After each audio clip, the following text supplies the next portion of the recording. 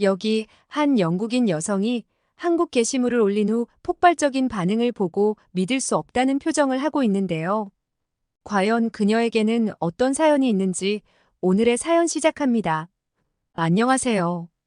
저는 현재 영국에서는 꽤 인지도 있는 사진작가 겸 여행 블로거로 활동하고 있는 엘레나 윌슨이라고 합니다.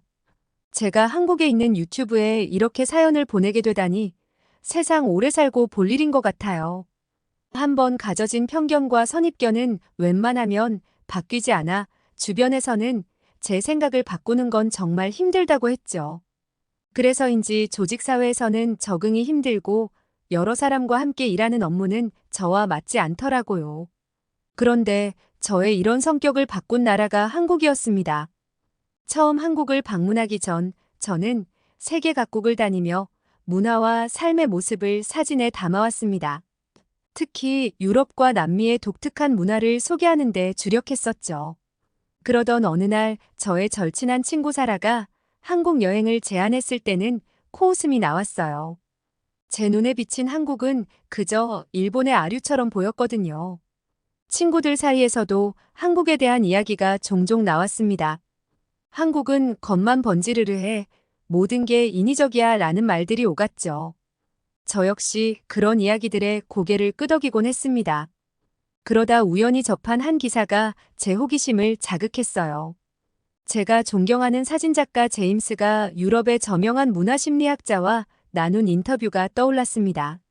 한국인의 독특한 아름다움에 대한 내용이었는데 특히 일본인과 비교한 부분이 인상적이었어요. 그 심리학자는 한국인들의 외모가 일본인들과는 확연히 다르다고 설명했습니다. 일본인들이 식생활 문화 때문에 체격이 작아진 것과 달리 한국인들은 대식국이라 불릴 정도로 풍부한 식사량을 자랑했다고 해요. 특히 조선시대부터 이어진 영양가 있는 식단과 김치와 같은 발효 음식이 한국인의 체격을 키웠다는 분석이었죠. 머리 하나는 더 컸다는 표현이 과장이 아닐 정도였다고 합니다. 더욱 흥미로웠던 건 한국인들의 정서적 특성이 외모에도 영향을 미쳤다는 점이었어요. 일본이 불안한 자연환경 때문에 규칙과 억제를 중시하는 문화를 가진 반면 한국은 서로를 가족처럼 여기고 정을 나누는 문화가 발달했죠. 그래서 한국인들의 표정에서는 따뜻함과 활기가 느껴진다고 했어요. 특히 한국인들의 유전자는 북방계와 남방계가 조화롭게 섞여 있어 다양성을 가진다고 설명했습니다. 이런 유전적 특성이 한국인만의 독특한 외모를 만들어냈다는 거죠. 처음엔 그저 흥미로운 기사 정도로만 생각했지만 이 인터뷰는 제 마음 한구석에 자리 잡았습니다. 한국은 일본의 아류라고만 생각했는데 제 편견을 깨트린 인터뷰였어요. 그리고 그날 이후 같은 동아시아인이라도 그들의 외모가 다른지 호기심에 구분하며 바라보게 되었죠. 그즈음 제 블로그에 한 댓글이 달렸어요. 당신의 사진은 아름답지만 아시아의 진정한 모습을 담지 못하고 있어요. 특히 한국의 모습을요. 이 댓글은 제 자존심을 건드렸죠. 전문 사진작가로서 제가 편견에 사로잡혀 있다는 사실을 인정하고 싶지 않았습니다. 결국 저는 도전을 받아들이기로 했어요. 한국행 비행기 표를 예매하면서도 제 안의 회의적인 시선은 여전했습니다. 아마도 며칠 머물다가 역시 그렇지라는 생각과 함께 돌아올 거라 예상했던 것 같아요. 하지만 제 예상은 완전히 빗나가게 되었습니다. 인천국제공항에 첫 발을 내딛는 순간부터 제 생각은 조금씩 흔들리기 시작했습니다. 공항 곳곳에 자리 잡은 첨단 시설들과 정갈한 분위기는 마치 미래도시에 온 듯한 인상을 주었어요.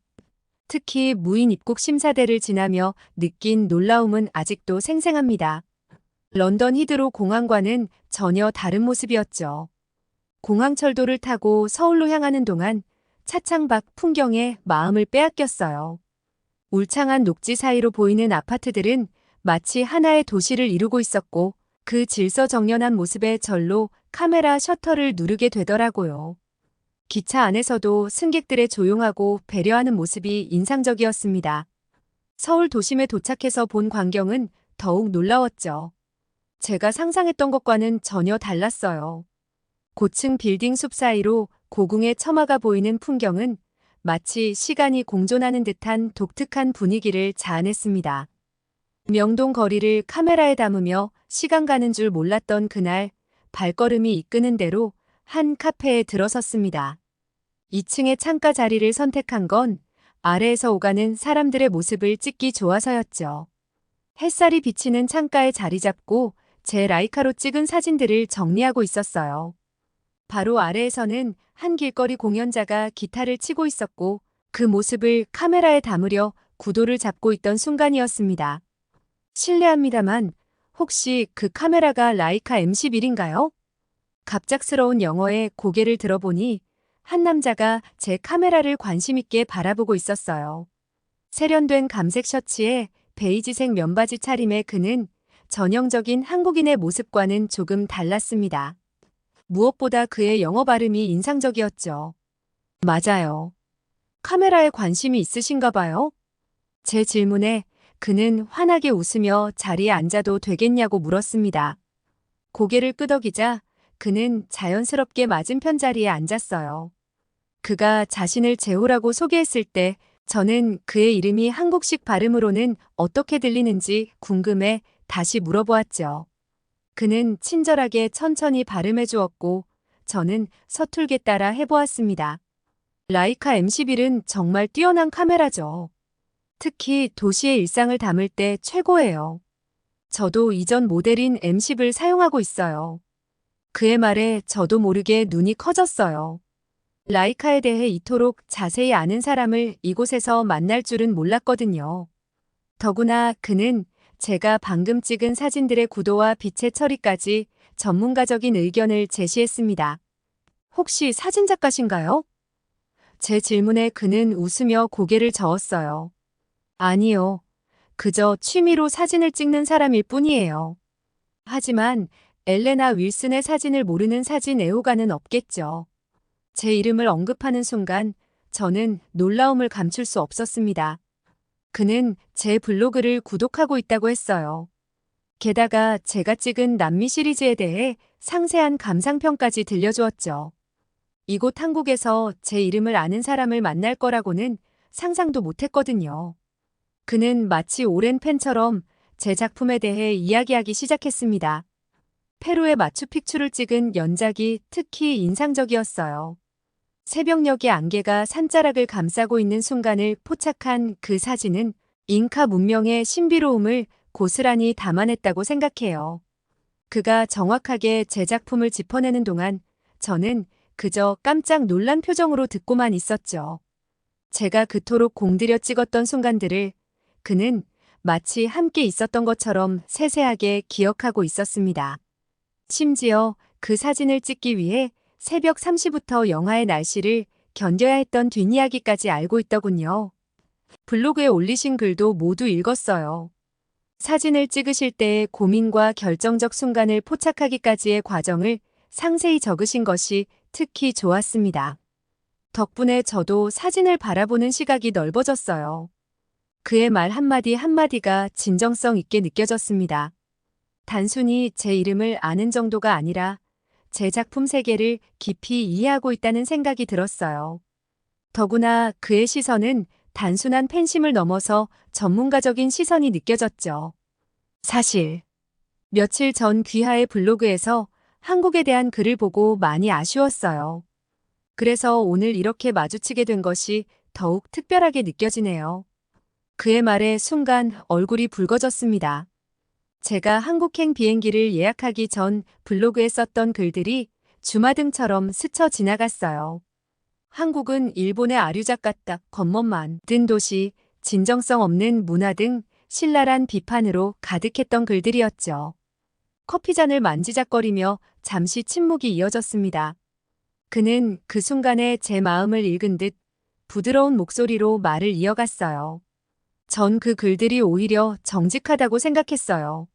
많은 사람들이 한국에 대해 겉으로는 좋은 말만 하지만 엘레나 씨는 적어도 자신의 생각을 솔직하게 표현하셨으니까요. 그게 오히려 대화의 시작점이 될 수 있지 않을까요? 그의 말에 고개를 들어보니 그의 눈빛에는 비난이나 불편함이 아닌 이해와 포용력이 담겨 있었습니다. 그의 이목구비를 자세히 보니 문득 제임스가 인터뷰했던 문화심리학자의 말이 떠올랐어요. 북방과 남방의 유전자가 절묘하게 섞여 독특한 매력을 만들어낸다던 그 말이 너무 이해가 되며 제 편견을 무너뜨리는 순간이었죠. 저는 천천히 말을 꺼냈어요. 사실 그동안 제가 봐온 한국은 뉴스나 타인의 시선을 통해서였어요. 직접 발견하고 경험하려는 노력은 하지 않았던 것 같네요. 어쩌면 제가 다른 나라들을 촬영할 때 가장 중요하게 생각했던 현장성을 한국에 대해서는 완전히 잃고 있었던 거죠. 재호는 고개를 끄덕이며 창 밖을 가리켰어요. 붉은 노을이 도시의 건물들 사이로 스며들고 있었죠. 그의 옆모습이 노을빛에 물들어 왠지 모르게 가슴이 설렜습니다.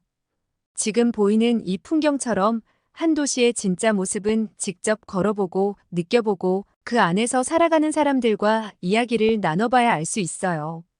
블로그에 담긴 엘레나 씨의 다른 작품들처럼 말이죠. 잠시 침묵이 흐르고 재호는 조심스럽게 말을 이었습니다.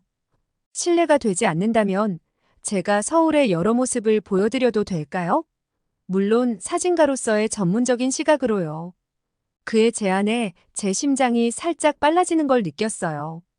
평소라면 거절했을 텐데 이상하게도 그의 제안이 설레게 느껴졌습니다.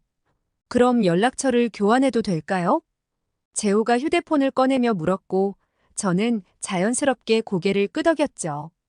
번호를 교환하는 짧은 순간 그의 손가락이 제 손에 스쳤고 알 수 없는 떨림이 전해졌습니다. 그 순간 제 마음속 깊은 곳에서 무언가가 조금씩 녹아내리는 것 같았습니다. 어쩌면 이것이 진정한 여행의 시작이 아닐까 하는 생각이 들었어요. 그날 이후로 한국을 보는 제 시선은 조금씩 달라지기 시작했습니다. 호텔로 돌아와 침대에 누워있는데 재호에게서 메시지가 왔어요. 내일 서울의 숨은 모습들을 보여주고 싶다는 내용이었죠. 창밖 서울의 야경을 바라보며 답장을 쓰고 있을 때였습니다. 갑자기 울리는 영상통화 알림음의 화면을 보니 마이클이었어요. 3년 전 런던의 한 사진 전시회에서 처음 만난 그는 일본 문화 전문가로서 저명한 평론가였죠. 당시 제가 찍은 도쿄의 밤거리 사진들에 깊은 인상을 받았다며 일본에 대한 그의 해박한 지식을 들려주었어요. 그 후로 아시아 문화를 다룰 때면 항상 그의 조언을 구했었죠. 특히 2년 전 교토에서 진행한 전통 문화 프로젝트 때는 그의 도움이 컸어요. 숨겨진 사찰과 정원들을 소개해주며 일본 문화의 깊이를 이해하게 해주었거든요. 그래서인지 마이클은 제가 아시아 문화를 다룰 때면 조언자를 자처했고 저 역시 그의 의견을 신뢰했습니다. 하지만 이번엔 왠지 모르게 그의 전화가 반갑지만은 않았어요. 아침부터 그가 보낸 수많은 메시지들이 마음에 걸렸거든요. 한국 여행을 안내하는 제 인스타그램 스토리를 본 후부터 그는 집요하게 한국 문화의 한계점들을 지적하는 메시지를 보내왔었죠. 잠시 망설이다 통화 버튼을 눌렀어요. 화면 속 마이클은 평소와는 달리 약간 상기된 표정이었습니다. 엘레나, 드디어 받았네. 내가 보낸 메일은 확인했어? 아침부터 연락하려고 했다고. 내가 서울에 간다는 소식을 듣고 깜짝 놀랐어. 마이클의 목소리에는 평소와는 다른 조급함이 묻어 있었습니다. 그가 보낸 메일이라면 아침에 잠깐 봤던 그 장문의 글이겠죠. 한국 문화의 모방성에 대한 연구라는 제목이 붙어있던 자료였어요. 솔직히 말할게, 마이클. 아직 제대로 보지 못했어. 오늘은 서울의 첫인상을 카메라에 담느라 바빴거든. 지금 서울이라고? 빨리 확인해봐. 한국은 그저 일본 문화를 베끼기만 하는 나라야. 내 시간과 재능을 낭비하지 마. 특히 너 같은 전문가가 이런 피상적인 문화를 다루는 건 시간 낭비라고. 그의 말투에서 단순한 조언을 넘어선 어떤 집착이 느껴졌어요. 예전에 그가 보여준 일본 문화에 대한 애정과는 다른 한국에 대한 이해할 수 없는 적대감 같은 것이었죠. 왜 이렇게 다급한가 싶어 이메일을 열었더니 한국 문화의 모방성에 대한 연구라는 제목이었어요. 제목을 보는 순간 읽기조차 싫더라고요. 그래서 마이클에게 난 좀 피곤하니 쉬어야겠다고 내 메일을 보라 마라 강요하지 말라고 하고 다신 이런 일로 전화하지 말라고 하고 전화를 끊어버렸어요. 전화를 끊고 창밖을 바라보다 재호에게서 온 메시지를 다시 읽었습니다. 내일은 덕수궁 돌담길을 걸어볼까요? 서울에서 가장 아름다운 산책로라고 할 수 있죠. 저도 모르게 미소가 지어졌어요. 마이클의 다급한 목소리가 아직도 귓가에 맴돌았지만 더 이상 신경 쓰고 싶지 않았습니다. 재호에게 답장을 보냈습니다. 내일도 기대되네요. 서울의 또 다른 모습을 보여주셔서 감사합니다. 그리고 조용히 덧붙였어요. 이제야 조금씩 진짜 서울이 보이는 것 같아요. 다음 날 재호는 약속대로 저를 데리고 서울 곳곳을 안내해 주었습니다. 북촌 한옥마을을 시작으로 고즈넉한 경복궁을 거쳐 현대적인 강남 거리까지 서울의 다채로운 모습이 제 카메라 렌즈를 통해 담겼어요. 2년 전 도쿄를 취재했을 때가 떠올랐습니다. 당시 일본의 현대적인 모습과 질서정연한 도시 구조에 감탄했었죠. 한국도 비슷할 거라 생각했습니다. 아니, 어쩌면 일본의 모습을 흉내낸 정도일 거라는 편견을 가지고 있었던 게 사실이에요. 하지만 재호와 함께한 서울에서의 하루는 제 생각이 얼마나 잘못되었는지를 여실히 보여주었습니다. 북촌 한옥마을을 시작으로 고즈넉한 경복궁을 거쳐 현대적인 강남 거리까지 서울은 제가 도쿄에서 본 그 어떤 풍경과도 달랐어요. 북촌에 도착했을 때 재호는 이곳이 600년이 넘는 시간 동안 이어져 온 한옥들이 모여있는 마을이라고 설명해 주었습니다. 2년 전 교토에서 본 전통 가옥들이 마치 복제된 듯 획일화된 모습이었다면 한옥은 제각각 독특한 개성을 지니고 있었어요. 좁은 골목을 걸으며 본 처마 끝에 날렵한 곡선, 마당과 대청마루가 만들어내는 독특한 공간감은 일본 전통 건축과는 완전히 다른 매력이었죠. 특히 충격적이었던 건 한옥 사이사이에 자리 잡은 현대적인 카페들이었어요. 도쿄에서는 상상도 할 수 없는 광경이었습니다. 일본이 전통과 현대를 철저히 분리해 관리하는 것과 달리 서울은 자연스럽게 둘을 조화시키고 있었어요. 재호의 말처럼 서울은 과거와 현재가 공존하는 도시였죠. 거리를 걸으며 마주친 사람들의 모습도 도쿄와는 달랐습니다. 도쿄에서 느꼈던 어떤 억압과 규칙적인 삶과는 달리 서울 사람들은 각자의 개성을 자유롭게 표현하면서도 서로를 배려하고 있었어요. 낯선 외국인인 저를 대하는 태도도 달랐습니다. 도쿄에서 느꼈던 공손하지만 차가운 거리감 대신 따뜻한 관심과 배려가 느껴졌죠. 그날 저녁 호텔로 돌아와 하루 종일 찍은 사진들을 정리했습니다. 평소처럼 블로그에 글을 쓰기 시작했는데 이번에는 뭔가 달랐어요. 사진을 고르는 제 손가락이 평소보다 더 신중해졌고 설명을 쓰는 문장 하나하나에 더 많은 고민이 담겼습니다. 한옥의 우아한 곡선을 담은 사진에는 일본 전통 가옥과는 전혀 다른 매력을 설명했고 현대적 빌딩 숲과 어우러진 고궁의 모습에는 제가 느낀 감동을 진솔하게 담아냈어요. 특히 서울 사람들의 표정을 담은 사진에는 평소보다 더 긴 설명을 덧붙였습니다. 그들의 활기찬 모습과 자유로운 개성, 그리고 낯선 이방인을 대하는 따뜻한 시선까지 제가 경험한 모든 것을 담아내려 노력했죠. 그리고 마지막으로 재호와 함께 찍은 사진도 올렸어요. 북촌 한옥마을에서 그가 한옥의 처마를 설명하는 모습을 담은 사진이었는데 그의 진정성 있는 설명이 사진 속에 고스란히 담겨 있는 것 같았습니다. 게시 버튼을 누르고 잠시 후 예상치 못한 일이 벌어졌어요. 보통 제 블로그 게시물은 서서히 조회수가 올라가는데 이번에는 달랐습니다. 불과 몇 시간 만에 평소의 10배가 넘는 조회수를 기록했고 댓글은 마치 폭포수처럼 쏟아졌어요. 드디어 누군가가 진짜 서울의 모습을 담아냈네요. 한국에 살고 있는 제가 봐도 감동적입니다. 엘레나님의 시선으로 보니 우리 도시가 더 아름답게 느껴지네요. 일본 전통 건축과는 완전히 다른 매력이군요. 정말 인상적입니다. 특히 재호와 찍은 북촌 사진 아래에는 더 많은 댓글이 달렸습니다. 현지인의 설명과 외국인의 시선이 만나 만들어낸 특별한 순간이라는 평가가 이어졌고, 이는 또 다른 공유로 이어졌죠. 다음 날 아침 메일함은 이미 넘쳐나고 있었어요. 여러 유명 매거진에서 사진 사용 허가를 요청해왔고, 몇몇 방송사에서는 인터뷰 요청도 들어왔습니다. 심지어 영국의 유명 여행 잡지에서는 한국 특집 기사를 제안해왔어요. 이 모든 반응이 믿기지 않았습니다. 전 세계 사람들이 제가 발견한 서울의 새로운 모습에 이토록 큰 관심을 보일 줄은 몰랐어요.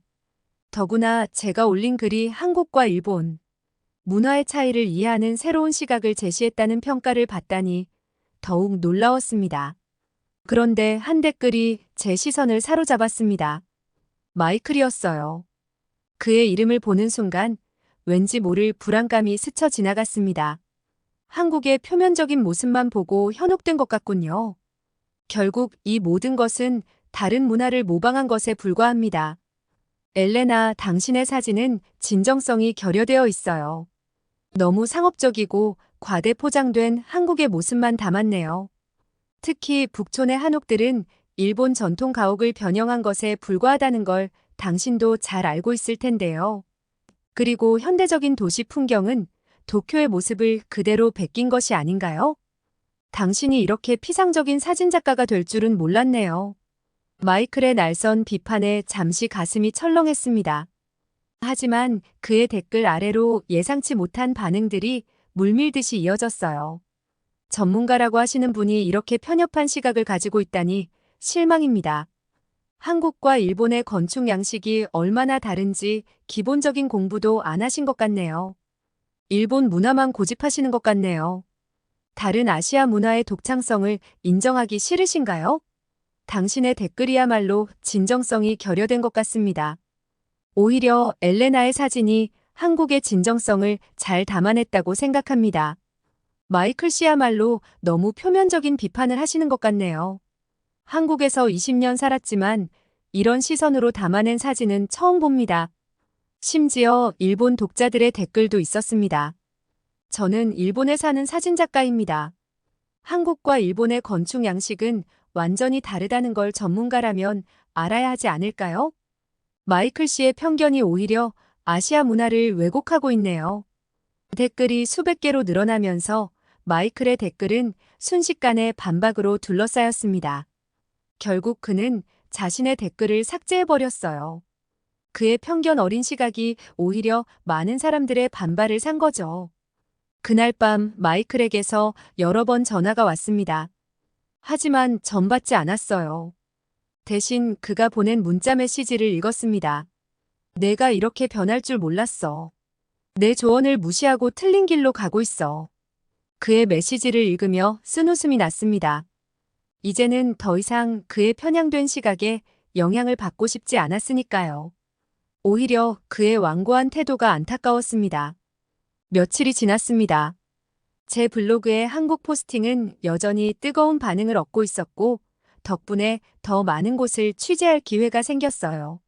하지만 제 마음속에는 다른 생각이 자리 잡고 있었습니다. 바로 재호였죠. 매일 아침 재호가 보내주는 메시지로 하루를 시작하게 된 지도 어느덧 2주가 되어갔어요. 그는 제가 서울의 새로운 모습을 발견할 때마다 진심으로 기뻐해 주었고 더 깊이 있는 이야기를 들려주었습니다.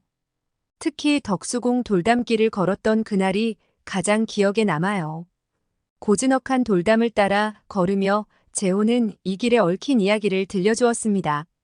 이곳이 이별의 길로 불린다는 것, 예전에는 이 길을 걸으면 연인들이 헤어진다는 슬픈 전설이 있었다고 했죠.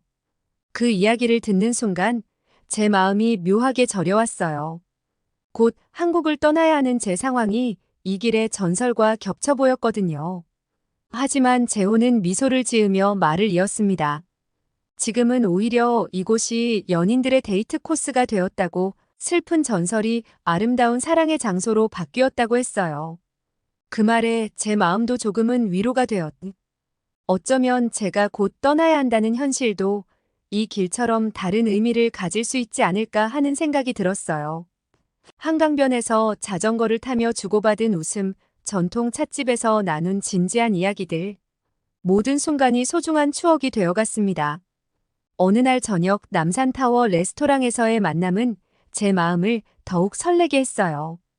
창밖으로 보이는 서울은 제가 처음 왔을 때보다 더욱 아름다워 보였습니다. 재호는 제 한국 체류 일정이 곧 끝난다는 것을 언급했고, 저는 그 말에 가슴이 철렁했어요. 덕수궁 돌담길의 전설처럼 이별이라는 단어가 제 마음을 무겁게 했습니다. 최근 몇 가지 제안을 받았다는 말을 꺼냈어요. 한국의 현대와 전통을 담는 장기 프로젝트, 사진 전시회 등. 잠시 침묵이 흐르고 재호는 깊은 숨을 내쉬더니 제 눈을 똑바로 바라보았습니다. 사실 엘레나 씨가 떠난다는 생각을 하면 제 마음이 너무 무거웠어요. 처음엔 단순히 서울을 소개해주는 게 즐거웠는데 어느 순간부터 당신과 함께 있는 모든 순간이 특별해졌어요. 이제는 당신을 보내고 싶지 않습니다. 촛불이 깜빡이는 레스토랑의 조명 아래 그의 진심 어린 고백에 제 심장이 빠르게 뛰기 시작했어요. 갑작스러운 고백에 얼굴이 붉어졌지만 이상하게도 마음은 편안했습니다. 어쩌면 저도 이 순간을 기다리고 있었는지도 모르겠어요. 조금 더 이곳에 머물고 싶다고, 아직 담아내지 못한 서울의 이야기가 너무 많다고 말했습니다. 그리고 살짝 떨리는 목소리로 덧붙였어요. 서울의 이야기만이 아니라 재호와 함께 만들어가고 싶은 이야기도 많다고요. 재호의 얼굴에 환한 미소가 번졌고 저는 그 어느 때보다도 행복한 순간을 맞이했습니다. 창밖으로 보이는 서울의 야경이 우리의 시작을 축복해주는 것만 같았어요. 제가 찍은 어떤 사진보다도 아름다운 순간이었습니다. 인생에서 가장 완벽한 구도와 가장 아름다운 빛이 만나는 순간이 있다면 아마도 그날 밤이 아니었을까요? 셔터를 누르지 않아도 영원히 제 마음에 남을 것 같은 순간이었습니다. 당분간은 재호와 한국에서 아무 걱정 없이 행복한 날들을 보낼 것 같아요. 저희 둘을 응원해주세요. 다음 사연 시작합니다. 최근 한국의 야구 경기장에서 시작된 삐끼삐끼 댄스가 전 세계적으로 큰 화제를 모으고 있습니다. 간단하면서도 중독성 있는 이 춤은 엄지손가락을 들고 몸을 흔드는 동작이 특징적인데, 이 댄스의 인기는 SNS 플랫폼, 특히 틱톡을 통해 폭발적으로 증가하고 있는데요. 원본 영상은 수백만 회의 조회수를 기록했으며 전 세계 사용자들이 이를 따라하는 패러디 영상을 만들어 공유하고 있습니다. 이 영상을 보고 한 외국인 여성은 뭔가가 그리운 듯 화면만 물끄러미 쳐다보고 있는데요. 그녀에게는 무슨 사연이 있는지 오늘의 사연 들어보겠습니다. 안녕하세요. 저는 미국에 살고 있는 에밀라입니다. 몇 달 전 저는 남편과 함께 꿈만 같은 생활을 한국에서 보냈었어요. 제 남편은 메이저리그 구단 선수로 뛰고 있어 몇 달 전 한국에서 경기에 뛸 때 가족들도 갈 수 있다는 소식에 남편에게 환호성을 지르며 꼭 함께 가고 싶다고 조르고 졸라가게 되었죠. 아시다시피 다저스는 한국과 인연이 깊은 팀이에요. 박찬호 선수 그리고 류현진 선수의 영향으로 저희는 한국 선수 가족들과 자주 만남을 가졌고 한국에 대한 이야기를 자주 들어왔었기 때문에 저는 꼭 한번 한국에 가고 싶었어요.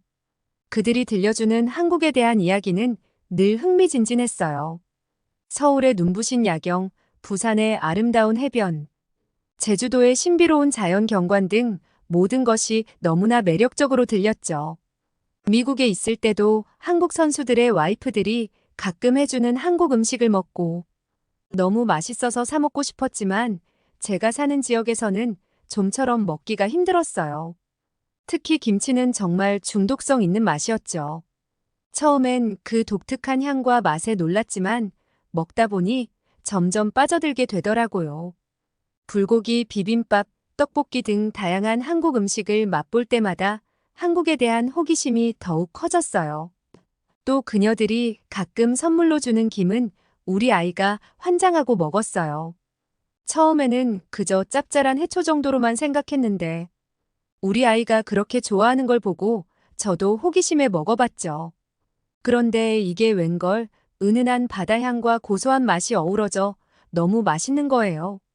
특히 아침 식사로 토스트 대신 김을 먹기 시작하면서부터는 우리 가족의 아침 식단이 완전히 바뀌었답니다.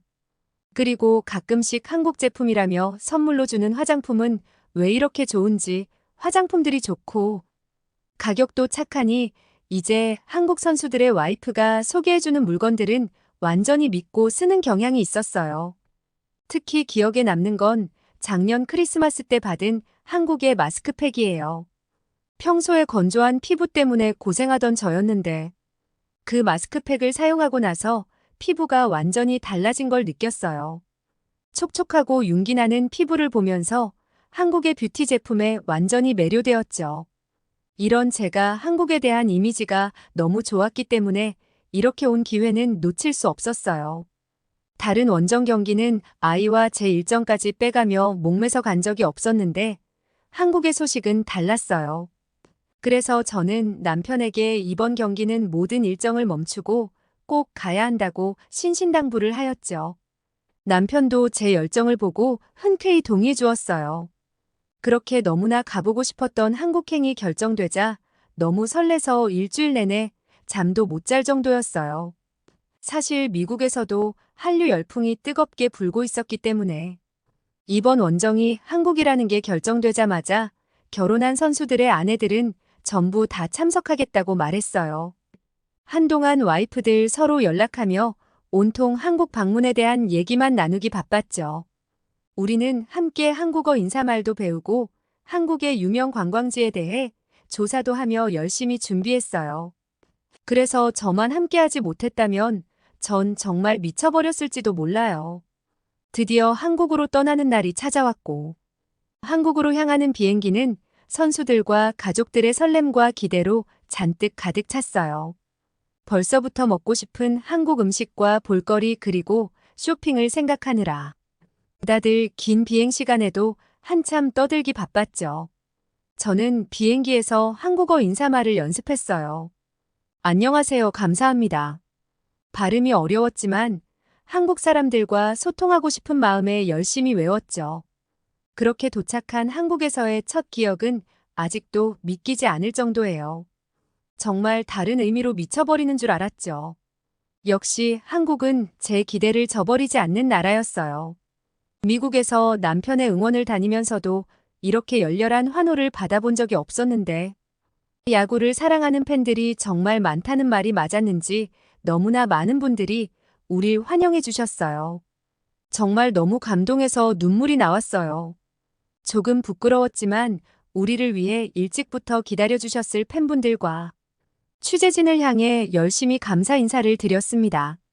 남편에게도 한국분들의 환대에 제대로 보답하라며 옆구리를 쿡쿡 찔렀죠. 남편은 처음 느껴보는 외국에서의 뜨거운 환대와 이곳저곳에서 터지는 카메라 플래시, 그리고 팬들의 환호 속에서 마치 자신이 비틀즈가 된 것 같다고 말했어요. 한국에서 최초로 열리는 MLB 정규 시즌 경기인 만큼 온 국민의 관심을 받고 있다고 들었기 때문에 저희도 한국의 예절과 문화에 대해 많이 공부하고 준비했어요. 특히 남편은 한국의 야구 경기 관중 응원에 푹 빠져 있었어요. 한국은 미국 야구와는 달리 응원이 아주 역동적이며 그 응원을 보는 것만으로도 흥분된다고 하였죠. 그래서 그 분위기를 꼭 한번 느껴보고 싶다고 했었어요. 한국 관중들은 에너지가 미친 건지 2시간 내내 떼창으로 응원을 할 수가 있냐며 TV 화면을 보면서 놀라곤 했어요. 이런 응원 문화는 미국에서도 놀라며 뉴스로 보도되기까지 했었죠.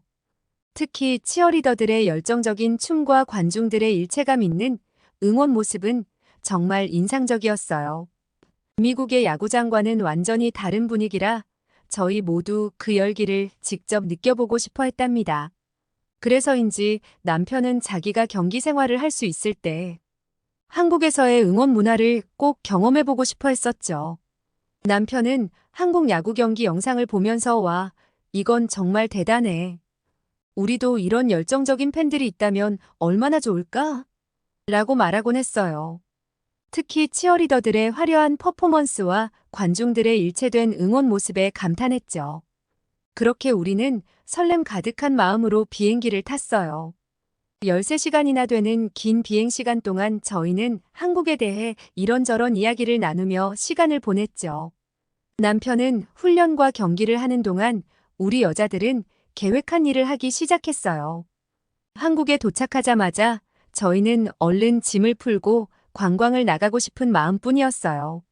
사실 이번 우리 팀의 방문이 여러 업체들에겐 얼마나 좋은 홍보의 기회인지 모르지 않아요. 이렇게 많은 관심을 받는 만큼 어떤 고급 레스토랑이나 브랜드들은 우리를 초청하고 싶어 하는 것을 알고 있었죠. 가는 곳마다 취재진의 홍보 효과가 있을 테니까요. 하지만 우리가 원하는 건 아주 소박하고 평범한 여행이었어요. 가장 한국다운 것이 제일 매력적이라고 생각했기 때문에 한국 그 자체를 느껴보고 싶었죠. 직접 한국의 대중교통도 체험해보고 아름다운 한국의 고궁을 관람하고 길거리 음식 문화를 즐겨보면서 미국에서 제일 좋아하던 한식이었던 바비큐를 이곳에서 직접 먹어보는 게 소소하지만 소중한 경험일 것 같았어요. 그래서 여행을 준비하는 동안 얼마나 흥분되었는지 몰라요. 짐을 풀자마자 간단한 스케줄이 있는 남편들은 가볍게 제쳐두고 아내들은 조용히 모여서 빠르게 행동을 개시하기 시작했어요. 우리는 먼저 허기진 배를 달래기 위해 서둘러서 바비큐 집으로 향했습니다. 서울의 번화가를 걸으며 우리는 한국의 활기찬 거리 분위기에 매료되었어요. 네온사인이 빛나는 간판들, 분주히 오가는 사람들, 그리고 거리 곳곳에서 풍기는 맛있는 음식 냄새까지 모든 것이 새롭고 흥미진진했죠. 드디어 도착한 바비큐 집은 우리의 기대를 한껏 충족시켰어요. 정갈하게 테이블을 가득 채우고 있는 건강한 식재료들을 눈으로 한 번, 입으로 한 번 즐겼어요. 다양한 채소들을 이렇게 골고루 즐길 수 있기 때문에 한국인이 건강하게 날씬한 몸매로 유명한 거 아닐까 싶었죠. 가장 기다렸던 꽃등심과 갈비가 테이블 위로 올려졌고 달궈진 숯불이 고기를 올리고 굽는 모습에 순식간에 허기가 찾아왔습니다. 더 환상적인 건 고기가 구워지며 깊게 퍼지는 환상적인 냄새였습니다. 마블링이 너무나 훌륭했던 고기가 익기도 전에 먹어버리고 싶은 걸 얼마나 참았는지 몰라요. 핏기가 살짝 가실 정도로만 구워진 고기를 입안에 넣는 순간 저는 믿을 수가 없었어요. 고기가 입안에서 순식간에 녹아 사라지지 뭐예요? 마치 신세계가 펼쳐지는 기분이었습니다. 가볍게 즐기러온 식사에서 고기를 몇 인분을 먹었는지 모르겠어요. 그리고 한국 관계자분이 추천해주신 소맥이라는 술을 먹어보았는데 이건 또 뭐죠? 제 입에 너무 잘 맞는 거예요. 사실 소주만 먹었을 때는 진한 알코올 양에 몇 잔 못 먹을 것 같았는데 소주와 맥주를 혼합한 음료인 소맥을 먹어보니 지금 먹고 있는 고기와 너무 미치도록 궁합이 잘 맞았죠. 이건 정말 몇 잔이라도 마실 수 있을 것 같았어요. 이 매력적인 술과 함께라면 건배라는 구호를 밤새 외칠 수 있었죠. 식사를 하는 동안 우리는 한국의 식사 문화에 대해 많이 배웠어요. 예를 들어 연장자에게 술을 따를 때는 두 손으로 병을 잡아야 한다는 것, 그리고 연장자가 먼저 숟가락을 들 때까지 기다려야 한다는 것 등이요. 이런 세심한 예의 문화가 참 인상적이었어요. 즐거웠던 한국에서의 첫 식사를 끝내고 저희는 다음 일정으로 향했습니다. 명품을 사기 위해 백화점에 갔냐고요? 아니요. 저희가 방문한 곳은 한국 화장품 매장이었어요. 아내들의 제일 원하는 1순위 장소였고 바로 뷰티 화장품을 살 수 있는 매장 올리브영이었습니다. 한국 여행을 계획하는 외국인들은 올리브영을 모두 알 거예요. 그만큼 한국에 오면 꼭 방문해야 하는 쇼핑 성지였던 바로 K-뷰티 체험의 시작이었죠. K-뷰티는 외국에서 정말 유명하고 관심이 뜨거워요. 저도 한국 화장품 유튜브만 보다 보면 하룻밤을 꼬박 샐 정도였죠. 해외에서는 반짝이고 투명한 한국인의 피부가 가장 뜨거운 이슈인데요. 어떻게 하면 그렇게 깨끗한 피부를 가질 수 있는지, 그 답은 수준 높은 한국 화장품에 있었다고 하더라고요. 아내들은 모두 입구에 놓여있던 쇼핑 바구니를 하나씩 들고 저마다 바쁘게 움직이기 시작했어요. 물론 저를 포함해서요. 제 쇼핑 리스트 1순위였던 가장 중요한 제품들을 품에 한가득 안고 SNS에서 눈여겨봐 놓았던 제품들을 추가로 더 담았죠. 가장 중요한 제품이 뭐냐고요? 그건 바로 한국의 유명한 마스크팩이에요. 미국에서도 이미 유명하지만 본고장에서 직접 사니 더욱 특별한 느낌이 들었어요.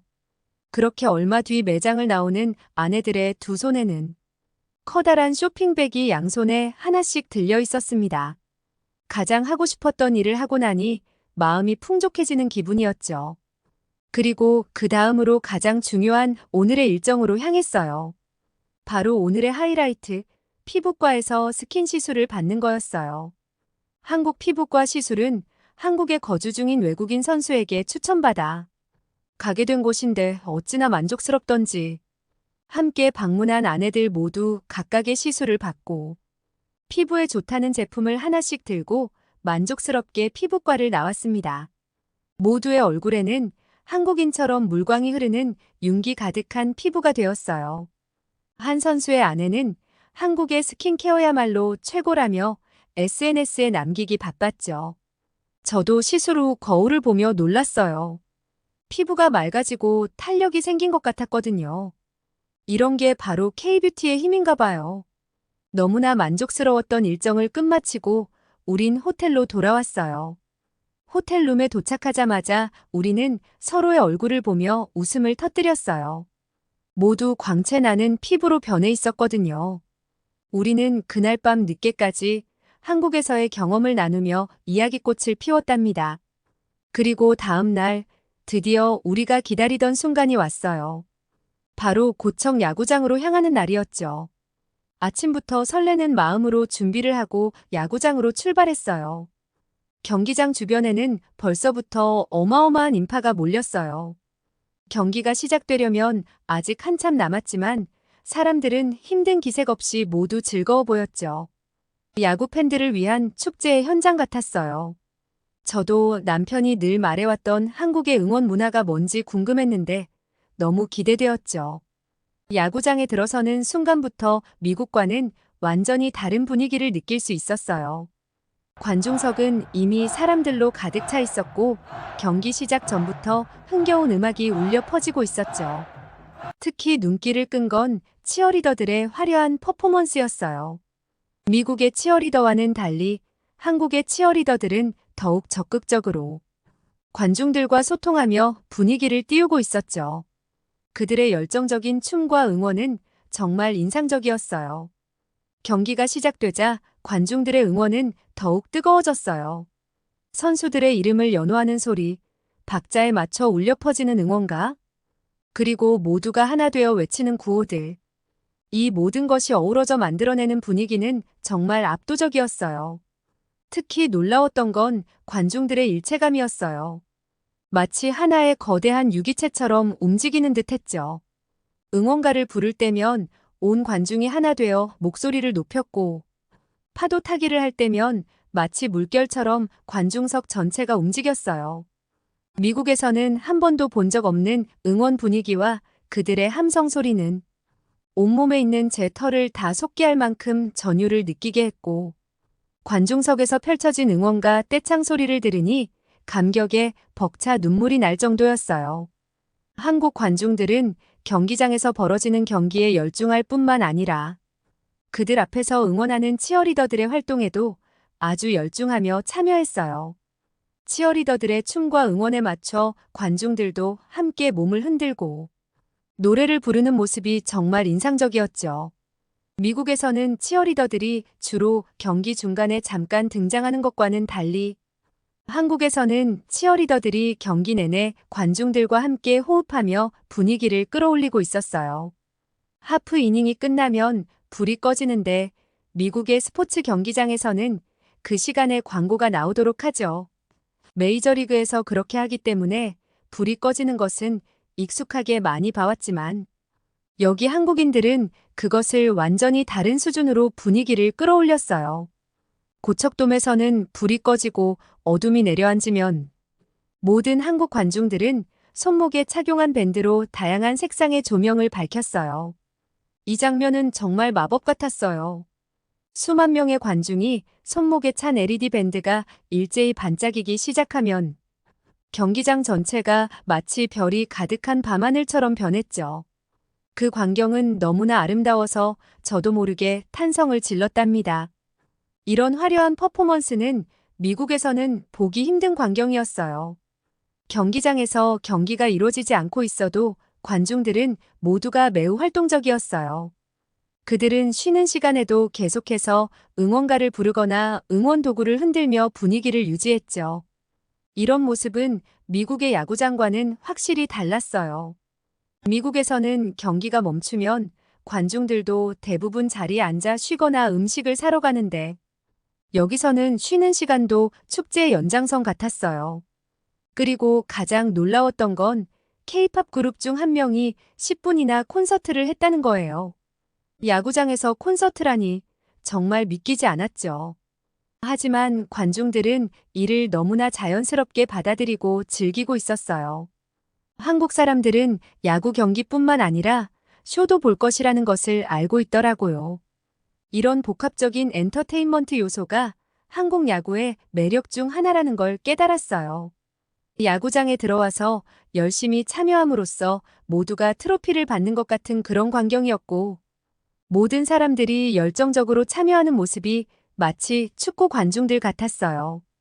축구에서 코너킥이나 헤딩이 훌륭해서 응원하는 게 아니라 그 이벤트에 참여하기 때문에 응원하는 거와 같았죠. 제가 보기에 이게 바로 한국 야구 관중들과 미국 야구 관중들의 가장 큰 차이점이었어요. 한국의 야구 응원 중 눈에 띄는 점은 북을 치고 있고 치어리더가 있으며 서로 다른 팀들의 유니폼을 입고 하는 응원은 아주 조직적이고 체계적이었어요. 각 팀마다 고유의 응원가와 응원 동작이 있어서 관중들이 마치 하나의 거대한 합창단이나 오케스트라처럼 움직이는 것 같았어요. 이런 조직적인 응원은 경기의 흐름에 따라 계속 변화하며 팀을 응원하는 열기를 더욱 고조시켰죠. 한국 야구 문화는 이기는 것이 전부가 아니라 한국 팬들은 야구 경기 문화 그 자체를 즐기려고 했어요. 이는 정말 인상적이었죠. 미국에서는 대부분 경기 결과에 초점을 맞추는데 여기서는 경기 과정 자체를 즐기는 모습이 너무나 신선했어요. 승패와 상관없이 끝까지 열정적으로 응원하는 모습을 보며 야구가 단순한 스포츠 이상의 의미를 가진다는 것을 느낄 수 있었어요. 이런 걸 80년대부터 수십 년 동안 해왔다는 사실이 놀랍고 믿을 수 없었어요. 한국의 야구 문화가 이렇게 오랜 시간 동안 발전하고 진화해왔다는 걸 알게 되니 그 깊이와 의미가 더욱 크게 다가왔어요. 이는 단순한 응원 문화가 아니라 한국인들의 정서와 열정이 녹아있는 하나의 문화 현상이라는 생각이 들었죠.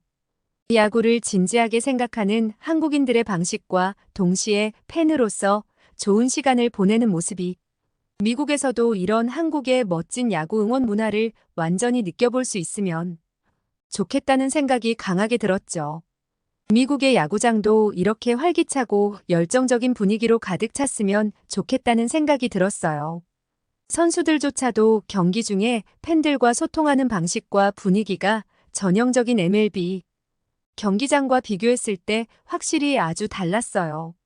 선수들이 득점을 하고 나서 관중석을 향해 인사를 하거나 팬들의 응원에 화답하는 모습을 보며 선수와 팬 사이의 거리가 훨씬 가깝다는 느낌을 받았어요. 이런 친밀한 소통이 팬들의 열정을 더욱 높이는 것 같았죠. 남편도 한국 경기를 경험하고 소름이 돋았다고 하더라고요. 그는 경기가 끝난 후와 이건 정말 다른 차원의 야구야. 이런 열정적인 팬들 앞에서 뛰면 선수들도 더 힘이 날 것 같아라고 말했어요. 남편뿐만 아니라 다른 선수들도 한국의 야구 문화에 깊은 인상을 받은 듯 했어요. 이 경험을 통해 우리는 야구가 단순한 스포츠 경기를 넘어 하나의 문화이자 축제가 될 수 있다는 것을 깨달았어요. 한국의 야구장은 단순히 경기를 관람하는 곳이 아니라 모든 이들이 함께 즐기고 소통하는 커뮤니티의 장이었죠. 이런 문화가 미국에도 퍼져 더 많은 사람들이 야구의 즐거움을 느낄 수 있게 되면 좋겠다는 생각이 들었어요. 남편과 저는 각자 많은 추억을 남기고 지금도 한국 이야기를 하며 꼭 한국에 다시 가보자고 이야기하곤 해요. 한국에서의 경험은 우리에게 정말 특별했거든요. 야구장의 열정적인 분위기, 맛있는 음식들, 친절한 사람들 모든 것이 그리워요. 특히 남편은 한국 야구 팬들의 열정에 완전히 매료되어서 다음에 한국에 가면 꼭 야구장에 또 가보자라고 자주 말해요. 그러던 어느 날 놀라운 소식을 접하게 되었어요. 요즘 SNS에서 한국 야구 치어리더 영상이 완전 이슈가 됐더라고요. 처음에는 그냥 한국에서만 유행하는 줄 알았는데 알고 보니 전 세계적으로 화제가 되고 있더라고요. 요즘은 뭐만 하면 한국의 모든 것이 전 세계인들의 주목을 받는 것 같아요. K-팝, K-드라마에 이어 이제는 K-야구에까지 세계를 사로잡고 있는 거죠. 특히 놀라웠던 건 한국 야구장의 독특한 응원 문화가 뉴욕타임즈에까지 실렸다는 거예요. 제가 직접 경험했던 그 뜨거운 응원 열기와 독특한 문화가 이제는 세계적으로 인정받고 있다니 정말 감격스러웠어요. 뉴욕타임즈 기사를 읽으면서 제가 한국에서 느꼈던 그 흥분과 열정이 다시 떠올랐어요. 그 중에서도 가장 화제가 되고 있는 건 바로 삐끼삐끼 댄스예요. 몇 주 전부터 틱톡에서는 기아 타이거즈 치어리더들의 이 행동이 화제가 되고 있는데요. 심지어 미국 내에서도 모르는 사람이 없을 정도인데다 전 세계 틱톡 이용자들이 따라하고 있는 상황이더라고요. 이 동작의 정체는 바로 기아 타이거즈 치어리더들이 추는 삐끼삐끼 댄스예요. 기아 타이거즈가 수비를 할 때 투수가 상대팀 타자를 삼진 아웃시킬 때마다 치어리더들이 벌떡 일어나서 추는 춤인데요. 드럼 비트에 맞춰 엄지손가락을 든 채로 몸을 흔드는 동작이에요. 이 춤에 담긴 의미가 재미있더라고요. 삼진 아웃을 당한 상대팀과 팬들을 약올리려는 것이라고 해요. 처음 들었을 때는 조금 과하지 않나 싶었는데 영상을 보니 너무 귀엽고 재미있어 보이더라고요. 한국 야구에 이런 재치 있는 문화가 세계적으로 인기를 얻고 있다니 정말 신기해요. 특히 기아의 스타 치어리더인 이주은이 등장하는 영상이 엄청난 인기를 끌고 있더라고요. 이주은 치어리더가 앉아서 화장을 고치다가 투수가 삼진 아웃을 시키자마자 벌떡 일어나 춤을 추는 영상이 온라인상에서 화제가 되고 있어요. 이 영상은 틱톡에서 무려 7천만 회의 조회수를 기록 중이래요. 정말 믿기지 않는 숫자예요. 이 영상의 인기에 힘입어 삐끼삐끼 댄스 챌린지도 전 세계적으로 이어지고 있더라고요. 평범한 사람들부터 유명 연예인들까지 이 춤을 따라 추고 있어요. 저도 조만간 챌린지에 동참해 틱톡에 올려볼까 계획 중이에요. 제가 한국에서 직접 본 그 열정적인 응원을 이렇게라도 따라 해볼 수 있다니 정말 신나요. 그나저나 이주은 치어리더의 영상을 보면서 또 한 가지 눈에 띈 게 있어요. 바로 그녀의 피부예요. 왜 그렇게 좋은지 정말 놀라웠어요. 한국에 갔을 때 받았던 피부 관리가 생각나더라고요. 남편에게 이 영상을 보여주면서 여보, 우리 한 번 더 한국에 가서 피부 정비 좀 하자고 졸랐답니다. 남편도 웃으면서 동의해줬어요. 이렇게 한국의 문화가 세계적으로 인기를 얻고 있는 걸 보면 제가 한국에서 경험했던 모든 것들이 새삼 특별하게 느껴져요. 야구장에서의 열정적인 응원, 맛있는 음식들, 최첨단 뷰티 기술까지 이 모든 것들이 이제는 전 세계인들의 관심사가 되고 있다니 정말 신기해요. 제 긴 얘기를 들어주셔서 정말 감사합니다. 한국에 대한 이야기를 하다 보면 시간 가는 줄 모르겠어요. 조만간 한국에 다시 놀러 갈 계획이에요.